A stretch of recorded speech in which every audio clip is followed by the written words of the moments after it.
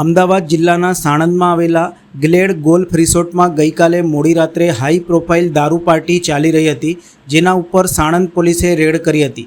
રિસોર્ટમાં red દરમિયાન પોલીસે 100 લોકોને તપાસ્યા હતા, જેમાંથી 13 યુવક અને 26 યુવતી મળી કુલ 39 લોકો દારૂ પીધેલી હાલતમાં ઝડપાયા હતા।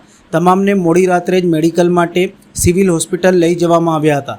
એ બાદ રાતના 3 વાગ્યાના અરસામાં તમામને સાણંદ પોલીસ સ્ટેશન લાવવામાં આવ્યા હતા। સાણંદ પોલીસે સમગ્ર મામલે ગુનો નોંધી તમામની ધરપકડ કરી છે। ઉલ્લેખનીય છે કે બિલ્ડર પ્રતીક સાંધીની બર્થડે પાર્ટી નિમિત્તે આ હાઈ પ્રોફાઇલ દારૂ પાર્ટી યોજાઈ હતી। રિસોર્ટમાં પાર્ટી ચાલી રહી હતી ત્યારે 100 લોકો હાજર હતા। શંકાસ્પદ લોકોના મેડિકલ ટેસ્ટ કરવામાં આવ્યા ત્યારે 100 માંથી 13 યુવક અને 26 યુવતી દારૂ પીધેલી હાલતમાં હતા। કુલ 39 લોકો દારૂ પીધેલી હાલતમાં ઝડપાયા હતા। પોલીસની 4 બસ અને ગાડીમાં તમામને બેસાડીને મેડિકલ ટેસ્ટ માટે સિવિલ હોસ્પિટલ લઈ જવામાં આવ્યા હતા।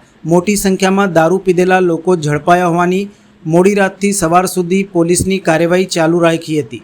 યુવક યુવતીઓ પણ મોટી સંખ્યામાં ઝડપાયા હોવાથી લોકોના પરિવાર પણ પોલીસ સ્ટેશન આવી પહોંચ્યા હતા।